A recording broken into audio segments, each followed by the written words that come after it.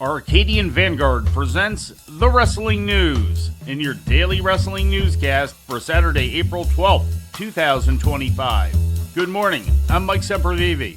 We begin today with WWE Smackdown presented live last night on USA Network from the Climate Pledge Arena in Seattle. In the main event, Randy Orton and United States champion LA Knight defeated Solo Sikoa and Tama Tonga after Knight pinned Tama. Following the match, Knight was attacked by his WrestleMania 41 opponent, Jacob Fatu.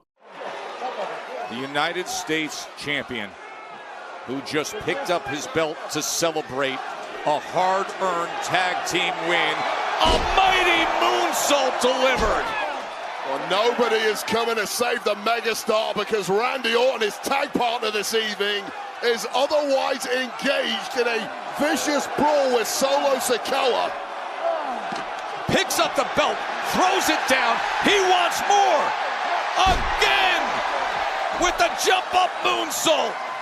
The match was made in the show's opening segment when Sikoa and Tonga had interrupted Orton's pressuring of general manager Nick Aldis to find him a match at WrestleMania. WWE champion Cody Rhodes also made an appearance, cutting an in-ring promo on his opponent for WrestleMania, John Cena. It would be clever for me to tell John, your time is up. My time is now. But John, you've known your time is up for quite some time, and that's why you did what you did. And one day, my time will be up soon. But until then, this is timeless. And this stays home. This stays with us. WWE Women's Champion Tiffany Stratton defeated NXT's Roxanne Perez in a non-title affair. Stratton's opponent for WrestleMania, Charlotte Flair, was shown attacking Stratton in the parking lot before the show began and attacked her again following the match. Wait a second. What in the world? Oh no, it's gone off the rails again. Charlotte Flair was supposed to be sent home after their actions earlier. Well, we know there was a ton of bad blood last week. Get security down. What the hell are you doing, Charlotte? Now they're trying to clear things up, but it is getting worse by the week, and coming over the top of our announce desk. And Flair is on top. And now Flair is trying to make it Wade. In the midst of it, trying to control things, rips off his headset. Drew McIntyre attacked Damian Priest as he was coming down to the ring for an interview segment. The segment eventually ended with McIntyre delivering a future shock DDT to Priest on the ring steps. Bayley and Lyra Valkyria punched their ticket to WrestleMania, going wire to wire to win a gauntlet match, and will now face WWE Women's Tag Team Champions Liv Morgan and Raquel Rodriguez. Bayley and Valkyria defeated in order Shayna Baszler and Zoe Stark, Natalya and Maxine Dupree, Katana Chance and Caden Carter, Meechin and B-Fab, and finished with Alba Fire and Piper Niven. In other results, in a non-title bout, Zelina Vega defeated Women's United States Champion Chelsea Green by countout, and Rey Fenix defeated Berto. Following the match, Legado del Fantasma leader Santos Escobar shook Fenix's hand. In All Elite Wrestling news, Chris Jericho is taking a real-life hiatus from AEW television after walking away from the Learning Tree during an angle on last week's Dynamite, according to a report from Dave Meltzer of the Wrestling Observer newsletter.